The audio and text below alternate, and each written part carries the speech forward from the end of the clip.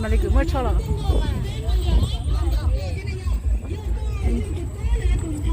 bài nhà cái gì á thì là cho cái thứ cái bài giờ chỉ cho đi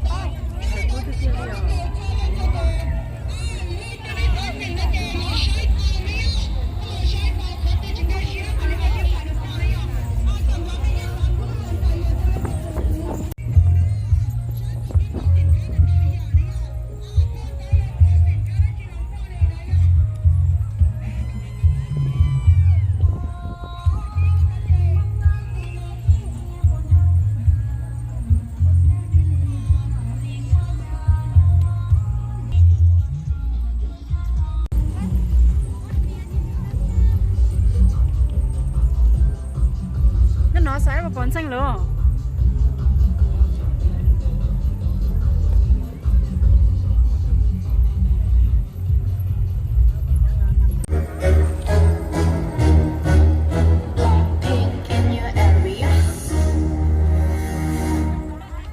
보란 듯이 무너졌어 바닥을 뚫고 닿지 않겠지 엊그처럼 잡겠다고 저 높이 두 손을 뻗어봐도 다시 캄캄한 이곳에 light up the sky 네 두 눈을 보며 I kiss you bye 실컷 비웃어라 꼴 좋으니까 이제 너의 하나 둘셋 How you like that? You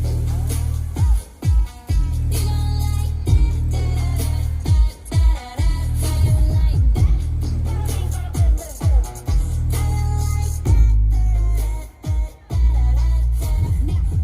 Look at you now, look at me. Look at you now, look at me. Look at you now, look at me. How you like that? Look at you now, look at me. Look at you now, look at me. Look at you now, look at me. How you like that? 내 결혼이 떠올랐어, honey. 패키지는 내 몫을 원해. Come on, come on, yes, up. 다 같이 막 어쩔 수 없잖아. What's up? I'm right back. 방금 sweater cut back. Plain drink it high back. Don't like me, then tell me how you like that, like that. 더 캄캄한 이곳에